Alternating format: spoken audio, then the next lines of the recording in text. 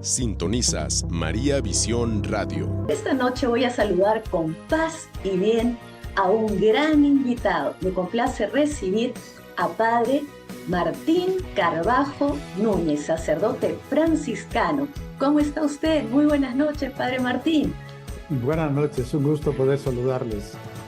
¡Qué alegría! Bueno, yo quería platicarles a nuestro auditorio que Padre Martín viene recientemente de impartir una preciosa conferencia en relación a lo que significa la inteligencia artificial, el humanismo y la fraternidad, y quien, por cierto, tiene muchos libros importantes como Fraternidad Universal, Celebrando la Vida, Ecología Franciscana, Francisco en la Era Digital.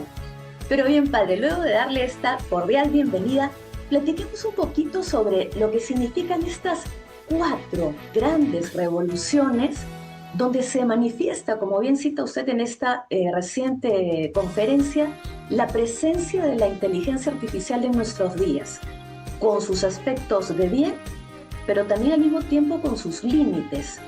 ¿Podría platicarnos un poquito al respecto? Sí, normalmente se habla ya de 4 revoluciones industriales.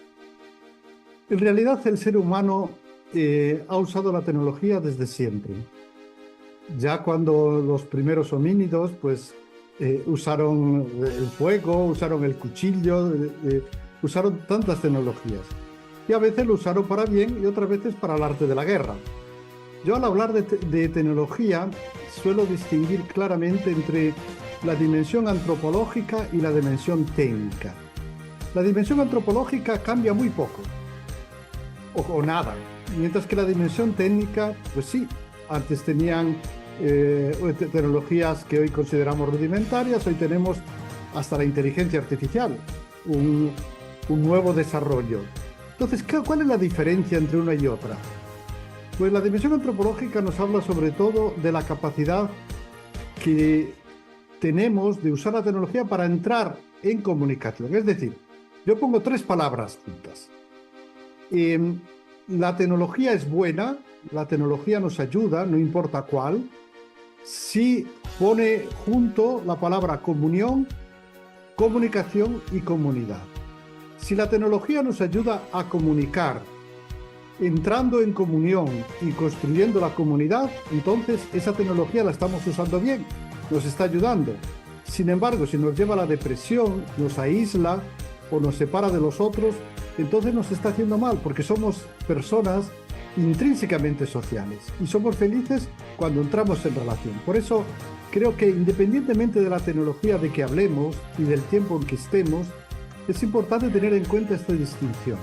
La dimensión antropológica es siempre la misma, desde que el ser humano surgió. La dimensión técnica cambia, pero al final la pregunta es, ¿usando esta tecnología me siento feliz? ¿Me siento en comunión con los demás? ¿O me siento triste, aislado? Entonces algo no va, o con la tecnología misma o con el uso que hago de ella. Importantísimo. Entonces, el ser humano es un ser social, en consecuencia, la comunicación, la comunión nos va a llevar a esta fraternidad que es la que debemos de salvaguardar por sobre todo y nos hace felices. Efectivamente, el reconocimiento a la verdad, Padre, que creo que es fundamental, porque sabemos bien, entonces, la inteligencia artificial está hace mucho tiempo con nosotros. Usted en la conferencia ha citado a bien, por ejemplo, a través de los call centers, a través de muchos procesos que en realidad están automatizados, ya la inteligencia artificial implícitamente está allí. ¿Desde cuándo? ¿Desde cuándo? Porque se hablan de pluralidad en los términos de la conferencia. Se hablan de inteligencias artificiales, entonces son muchas, no es una. Muchas personas de una manera equívoca piensan que solo podría ser el ChatGPT. El ChatGPT de repente es el más reciente a la fecha, pero ya existen muchas inteligencias artificiales pluralmente hablando. Sí, el Papa Francisco insistió en esto, que en realidad el término inteligencia artificial no es exacto. Refleja una mentalidad, una ideología que va un poco de acuerdo con el poshumanismo, transhumanismo, es decir, como si las máquinas pudieran sustituirnos. como si nosotros lo que somos fuera equiparable a lo que una máquina puede hacer. Y una máquina, pues, es una calculadora, básicamente. No tiene dimensiones que tenemos nosotros, como la dimensión ética, no es capaz de los valores. Entonces, cuando hablamos de inteligencia artificial, deberíamos hablar de inteligencias artificiales. Mejor incluso sería usar otra palabra, porque nosotros no solamente es la cabeza lo que funciona. Decía Bonaventura, y repetía el Papa Benedicto XVI, cuando el corazón, cuando la mente, cuando los ojos no ven, el corazón ve. Nuestro modo de ver, nuestro modo de comprender, es mucho más complejo de lo que una máquina puede hacer. Entonces, hablar de inteligencia artificial aplicándola a una máquina, dejamos fuera dimensiones fundamentales del ser humano. El corazón, la capacidad de entrar en relación, la capacidad ética. Eso no lo puede hacer una máquina. Por eso, sí, mejor hablar de inteligencias artificiales. En cuanto a esas máquinas, son capaces de hacer, a veces mejor que nosotros, algunas tareas, pero no tienen la inteligencia que tenemos nosotros. Efectivamente, el corazón, por sobre todo, el corazón, cuando nosotros con nuestras emociones, con nuestras expresiones faciales, con nuestros gestos, con los sentidos, podemos expresar tantas cosas que una limitada máquina imposiblemente va a poder lograr realizar. En eso estoy totalmente más que de acuerdo. A la luz de la Santa Iglesia, tanto Papa Francisco como actualmente nuestro amado Papa León se han pronunciado también al respecto, Padre Martín, de alguna manera mostrando decisivamente que es imperativo se regule el uso de la inteligencia artificial, y en qué más sería fabuloso, otra vez en un sentido de responsabilidad con tratados internacionales, para que se respeten valores tales como la familia, los valores humanos. ¿Qué opina usted al respecto? ¿Qué tanto se ha avanzado respecto a este tema? ¿Es posible? El ChatGPT surgió en noviembre, a finales de noviembre de 2022. Algunos meses más tarde, 1000 especialistas, empresarios, escribieron una carta advirtiendo de los riesgos. Incluso algún autor llegó a decir, como Hawkins, llegó a decir, la inteligencia artificial será el desarrollo más grande de la humanidad, pero tal vez sea el último. Una idea muy pesimista, ¿no? Pero sí, la tecnología de inteligencia artificial tiene una potencialidad enorme. Ya en el año 2019, un dron guiado por inteligencia artificial disparó en la guerra de Libia sin que nadie se lo pidiera a soldados del otro campo. Tienen la capacidad incluso de reprogramarse. Entonces, ciertamente el Papa dice, cuidado, tenemos que estar atentos. La Iglesia en principio es siempre favorable a la tecnología, porque nosotros creemos que Dios confía en nosotros para seguir adelante su proyecto, pero tenemos que hacerlo conforme a su mentalidad, no de manera equivocada. Tenemos tecnologías extraordinarias como la tecnología del átomo, pero con ella también hemos hecho la bomba atómica, y eso es muy peligroso. Esta tecnología tiene una potencialidad tan grande que el Papa Francisco insistió, por una parte, evitar las lecturas catastrofistas. Nosotros creemos que Jesús es el Señor de la historia. Por tanto, naturalmente somos esperanzados, no optimistas, esperanzados. La esperanza apoya en Dios. Es porque confiamos que Dios es el Señor de la historia. Pero al mismo tiempo no podemos ser ingenuos. Esta tecnología además está en muy pocas manos. Son solamente 10 de las grandes entidades que controlan la mayor parte de la inteligencia artificial hoy por hoy. Entonces, el riesgo de usarla de mala manera para dominar, para no dejarnos ser nosotros mismos, es grande. Por eso necesitamos un tratado internacional. Necesitamos que la política controle la economía. Necesitamos que tomemos conciencia de los riesgos éticos que están en este momento en juego. Efectivamente. Padre, en tanto a los cuidados como las fuentes de información, porque de alguna manera usted me está recordando que son simples algoritmos los resultados que se manifiestan a través de la inteligencia artificial.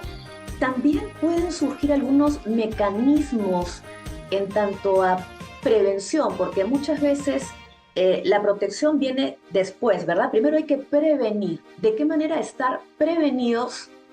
¿Qué herramientas utilizar como prevención?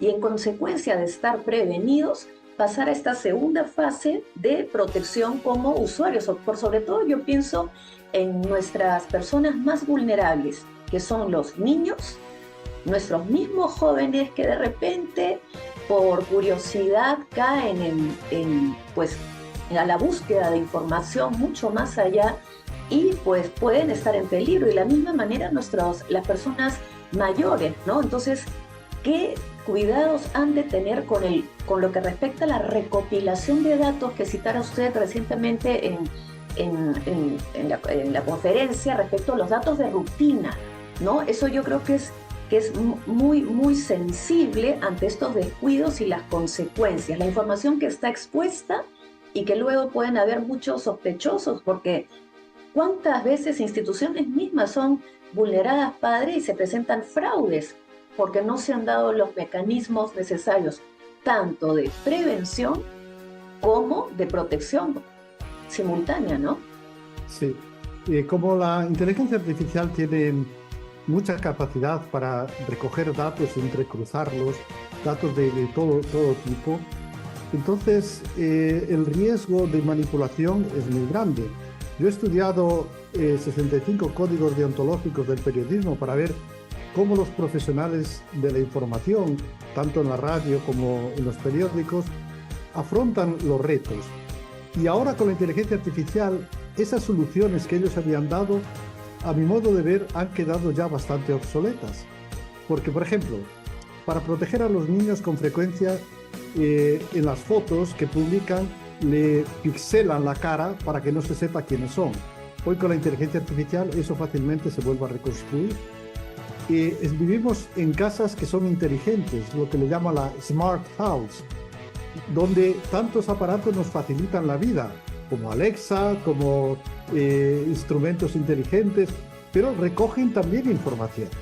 Y esa información, por ejemplo, los juguetes para niños en el que ellos interactúan, muchos de ellos están ya movidos por inteligencia artificial y recogen no solamente lo que los niños dicen, sino también sus relaciones emotivas, sus reacciones, los gestos que hacen. Entonces, según eso, pueden captar mucho más de lo que el niño explícitamente dice. Y lo pueden catalogar como un potencial delincuente más adelante, como una persona desequilibrada. Pueden catalogar a familias como no fiables y entonces no concederles seguros. De esto ya ha habido casos concretos de abusos en este sentido, incluso de haber catalogado familias que en realidad no era así. O sea, la inteligencia artificial la tenemos en todas partes. Digamos que ya desde el año 2009 se empezó a implementar, hay como 4 etapas también en esto de la inteligencia artificial. En aquel tiempo, pues, empezó a usarse para predecir lo que vamos a hacer. Según las búsquedas que habíamos realizado precedentemente, Google y otros buscadores nos daban ya lo que sabían que nos gustaba. Y claro, nosotros entramos en Internet y decimos, hay un libro sobre esto, El Filtro, que es gratis, se puede descargar. Y entramos en Internet y decimos, qué bien, todos piensan lo mismo que yo. Dicen, ¿qué va? No piensan lo mismo que tú. Lo que pasa es que te están dando lo que saben que tú piensas. Y al mismo tiempo te están dando la publicidad para que compres eso. Te están encerrando en una burbuja. Sí, estamos en pero al mismo tiempo es maravillosa. Yo cuando hice mi tesis doctoral tuve que viajar a Chicago para encontrar los códigos deontológicos de periodismo, viajar a tantos sitios, llegabas al sitio y dices, ¡ay, que se me olvidó esto! ¿Cómo hago? Hoy día la mayor parte de la información la puedes conseguir en línea. Podemos estar comunicados, pero esto al mismo tiempo lleva riesgos muy grandes que necesitamos controlar. Entonces, padre, de alguna manera, por lo que usted me está indicando, en el momento de utilizar cualesquiera de las herramientas, hay que tener mucha lucidez hacia el objetivo claro que se tiene para utilizarla, porque como bien cita usted, sin temor, ¿no? Sin temor, si se trata de una tesis y estás trabajando en investigación sobre una serie de data importante, y otra cosa muy distinta sobre cómo te puede ir arrastrando hacia también revelar parte de tu información que es estrictamente personal, privada, ¿no? Entonces, claro, nosotros podemos pensar que... Sí, dígame. Sí, eso nos condiciona, obviamente. Podemos pensar que estamos en un mundo tan distinto que mejor me bajo del carro. Dice, no, estos desafíos existieron siempre. Es decir, lo que dije al principio de que a nivel antropológico los desafíos fueron lo mismo a lo largo de los siglos, es algo real. Entonces podemos aprender del pasado para afrontar bien estos desafíos. Por ejemplo, Sócrates, ya 4 siglos antes de Cristo, no quiso nunca escribir, porque consideraba que la tecnología de la escritura no ayudaba a comunicar, que no tenía un interlocutor válido. Nunca escribió nada. Sabemos de Sócrates gracias a que su discípulo Platón escribió lo que él decía. ¿Por qué la escritura era tan peligrosa para Sócrates?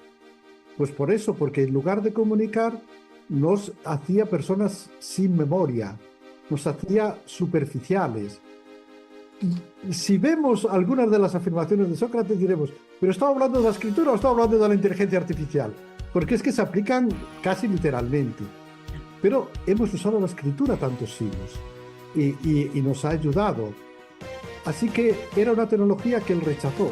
¿Por qué el alfabeto, que es otro instrumento que nos ha ayudado a comunicar, a aprender, a leer, surgió en Grecia y no surgió en China? Pues porque en China no interesaban, porque esa tecnología daba acceso al conocimiento a mucha gente. Es muy distinto aprender 28 letras que representan signos y con eso poder leer cualquier documento, que tener que aprender miles y miles y miles de signos conceptuales, como es el chino. ¿Pero qué pasaba entonces? Que eran las élites las que seguían conservando la información, y la información es poder. Así controlaban no solamente lo que pasaba en el momento, sino también el futuro del pueblo. No interesaba esa nueva tecnología. Por eso que a nivel tecnológico tenemos que ser conscientes. Una cosa es la dimensión antropológica, otra cosa es... Y tenemos siempre que preguntarnos aquello que les dije al principio. ¿Con esta tecnología estamos aumentando en humanidad? ¿Realmente nos estamos haciendo más fraternos?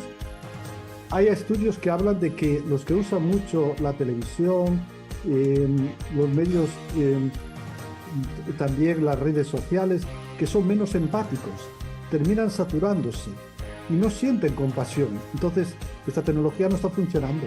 Tenemos que ver cómo usarla de manera adecuada.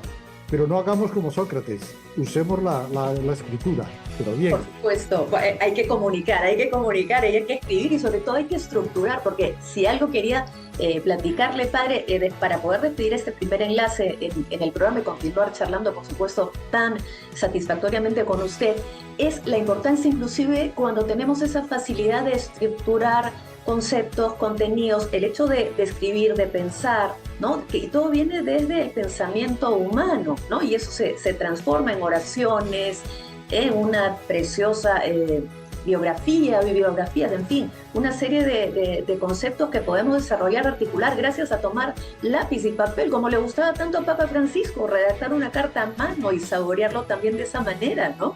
Entonces, claro, ya luego pasarlo a la máquina y empezar a tipear, pero no dejar de hacer el rol competente que tenemos que hacer como seres humanos. Sí, por favor, siga usted. Sí, efectivamente hay muchas tecnologías para comunicar. Con las palabras, según los expertos, podemos comunicar normalmente, cuando mejor, un 40%, pero con el lenguaje corporal comunicamos mucho más. Curiosamente, los jóvenes muchas veces prefieren, aunque estén en la misma sala, mandarse un email a mirarse a la cara. El rostro comunica ya mucho, pero no solamente a nivel de palabras. Usted también canta.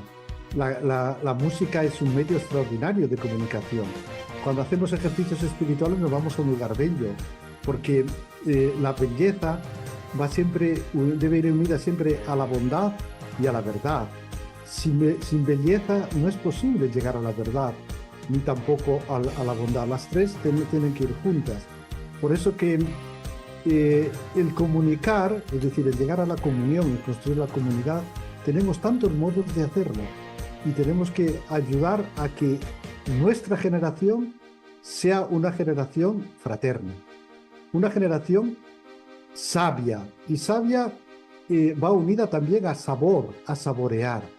No es solamente conocer, el diablo conoce mucho, pero no saborea la relación. La tradición franciscana y agustiniana han insistido mucho. Sabiduría es aquel que sabe saborear la verdad, que sabe disfrutar, que encuentra un sentido que va más allá solamente de la cabeza, mete también el corazón, el sentimiento, la relación. Así es, esa sensibilidad que nos hace más humanos y más fraternos. Padre, ¿qué le parece si me acompaña a la pausa en el programa, pero seguimos charlando y platicando con este tema tan amplio, tan maravilloso, que pues nos lleva por sobre todo a humanizarnos? Vamos a la primera pausa y me acompaña como invitado estelar Padre Martín Carvajo Núñez, sacerdote franciscano desde Roma. Pausa y volvemos. Con Aida Orezuri. Bueno, sin duda estamos aquí platicando con Padre Martín Carvajo, invitado estelar esta noche en el programa, y hablamos también de las diversas formas que tenemos para comunicar la belleza, el amor, el arte, sin duda. Y yo pongo justamente en este momento como un punto central también la literatura, Padre Martín. La literatura y los accesos a los cuales se puede tener facilidades también a través de la tecnología. Allí creo que hay un aporte muy importante porque, sin duda, la educación, cuando una nación, cuando la sociedad está debidamente formada y en un aspecto culto, puede tomar mejores decisiones en sus vidas, tiene una mayor apertura respecto a lo que acontece también mundialmente. Y pues ahora la facilidad de tener los libros digitales, por ejemplo, yo lo veo como un gran punto a favor para propiciar el hábito de la lectura, tecnológicamente hablando. Entonces, frente a tantos mitos respecto a la tecnología, aquí, por ejemplo, el temor se va por completo, ¿no? Porque se aporta, comunica, nos lleva a la comunión, como bien cita usted, en sintonía de la literatura. ¿Qué perspectiva positiva siente usted se puede acontecer a partir de esta bondad? O sea, el uso de la tecnología, el uso de la... Sí, ciertamente la literatura, el mirar a lo que han reflexionado los antiguos, y eso, bueno, con los libros y con los documentos que tenemos, nos ayuda a entender mejor lo que nos está pasando a nosotros. Hablábamos antes de Sócrates, pero podemos hablar también de los padres de la Iglesia. Los padres de la Iglesia hablaron mucho sobre los espectáculos, sobre el circo. Si vemos, por ejemplo, San Agustín, cuando habla en las confesiones, es muy interesante. Entonces, ¿qué es lo que le preocupaba a los padres de la Iglesia cuando hablaban de espectáculos, teatro? A ellos no era la cuestión de la violencia que existía, que eran algunos muy violentos, y tampoco era la cuestión de la inmoralidad, que también existía, sino que era lo que ellos llamaban en latín la ratio veritatis, es decir, el criterio de verdad. Los padres de la Iglesia estaban preocupados de que la gente fuera a sus espectáculos solamente para emocionarse, pero nunca eran capaces de revisar la propia vida, de sentirse responsables. Era solamente una emoción fin en sí misma. Hay algún filósofo que habla de la diferencia entre emociones y sentimientos. Autores, por ejemplo, si leemos el libro de Neil Postman, Divertirse hasta morir, dice que nuestra sociedad nos invita a una continua diversión, pero una diversión que no nos lleva a mejorar nuestro modo de ver la realidad, a revisar nuestras relaciones, sino más bien a buscar emociones así. Pasajeras.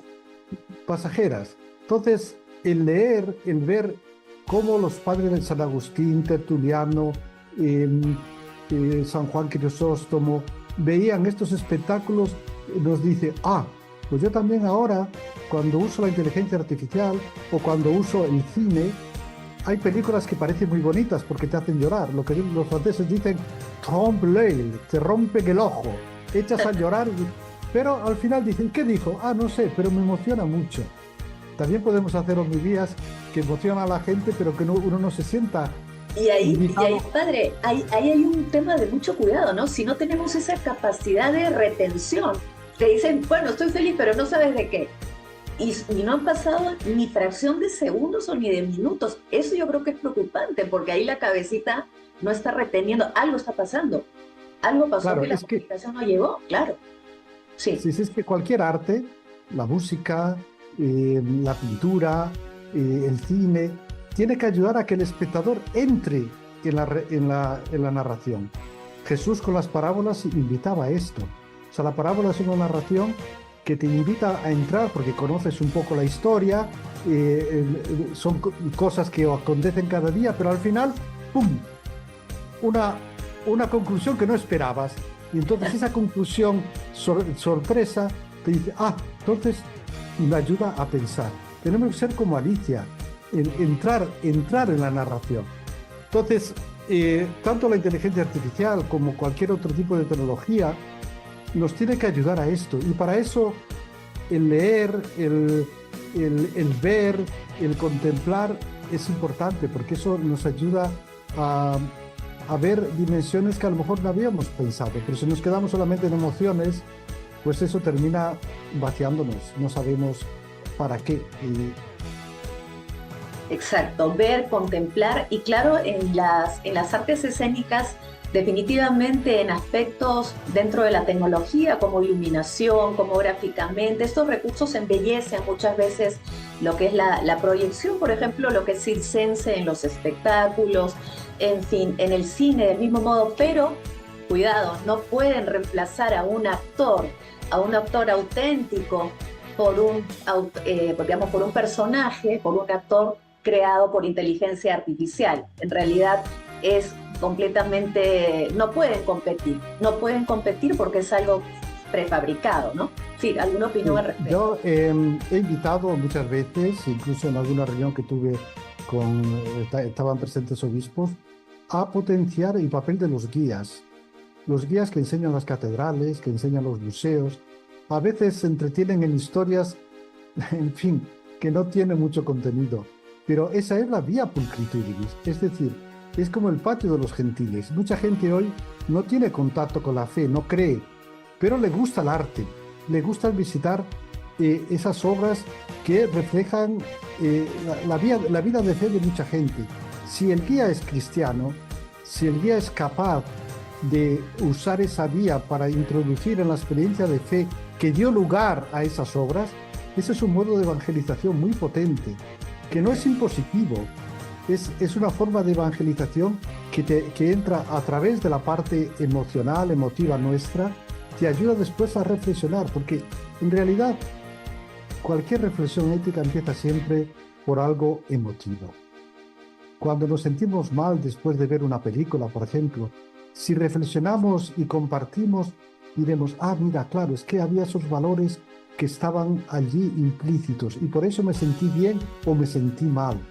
Entonces te ayuda a entrar en una reflexión ética, es decir, regresas a lo que los padres de la Iglesia decían, la ratio veritatis. No se queda en una mera emoción. Cuando estudiaba yo comunicación, yo vi muchas películas sobre Jesús, muchos films, y los analizamos. Y nos decían, ¿cuál es el mejor? Pues no necesariamente podía ser también de santos, ¿no? Aquel que te hace llorar y ya, sino aquel que te ayuda a reflexionar sobre tu vida, aquel que te ayuda a ver tu vida con otra luz y te ayuda a decir, oye, mira, esto que estoy haciendo no va tan bien porque está afectando a los demás, tiene consecuencias. El arte es muy importante en todas sus dimensiones, música. Por eso yo creo que la Iglesia debería potenciar más el papel de los guías. Para mí yo creo que debería ser incluso un ministerio, es decir, que haya guías acreditados que enseñan nuestro patrimonio, pero que saben conectarlo con la tradición de fe que ha originado esas obras. Eso es una vía de la belleza que lleva a la verdad y lleva al bien, es decir, que lleva al bien con mayúsculas, que es Dios. Así es, y justamente usted al mencionar este aspecto tan fundamental e importante, me hace recordar un gran acontecimiento en realidad que se suscitó justamente a partir de Familia Franciscana, un ciclo de conferencias de eventos que llevó por título El Camino a la Belleza.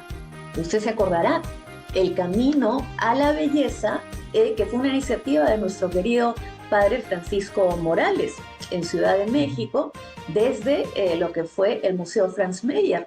Y la verdad que me pareció una iniciativa maravillosa, como bien cita usted, porque a partir del arte, de la cultura, también se puede dar, y refrendo su afirmación, padre, se puede refrendar toda una apertura en camino pastoral, sin duda, porque finalmente conectar la experiencia de unas obras maravillosas en Miguel Ángel, por ejemplo, ¿no? Digamos, el potencial que tiene, por ejemplo, más del 70% de las obras culturales que se encuentran en Italia también, dentro de un campo también turístico, esa atracción que conecta con el corazón, con el amor visualmente, pues de alguna manera también se va a ver reflejada en el contexto histórico. Entonces, cuando tenemos memoria, como bien lo citara nuestro amado Papa Francisco, cuando una persona tiene memoria, tiene raíces, haya futuro. Y al hallar ese futuro hay una perspectiva de conocimiento para que haya trascendencia. Y de generación en generación, pues el resto de los miembros de la familia va a tener un potencial porque hay conocimiento y hay cultura. La cultura nos lleva al arte, la cultura nos lleva a Dios. ¿Qué piensa usted al respecto, querido padre Martín? Sí, yo resumiría esto en una frase que de alguna manera incluye lo que estamos hablando. Dice, no digas a la gente lo que tiene que creer. Muéstrale lo que tú ves. Así es. Esto es la vía. Jesús no te insiste de manera moralizante lo que tienes que hacer o no. Te cuenta parábolas. Intentar explicar una parábola es como intentar explicar un chiste, lo destrozas. La parábola la lees hoy, la escuchas mañana y te está diciendo cosas distintas porque es algo evocativo, no es algo impositivo. Dios es la belleza. A Dios se le descubre cuando uno abre el corazón pues a la belleza del ser humano, a la belleza de la naturaleza. Es decir, cuando uno es capaz de descubrir el misterio. El místico es aquel que logra ver en profundidad la realidad, que va más allá de las meras apariencias y entrando en contacto con lo profundo descubre que todo es uno, que todo está relacionado, que es lo que el Papa Francisco repetía tanto, ¿no? El místico tiene esa experiencia profunda. Por eso yo creo que sin una experiencia religiosa es muy difícil, por no decir imposible, llegar a la verdad profunda de las cosas. Luces.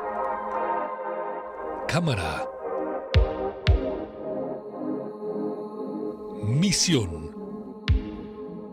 Con Aida Orezuli. Por María Visión Radio.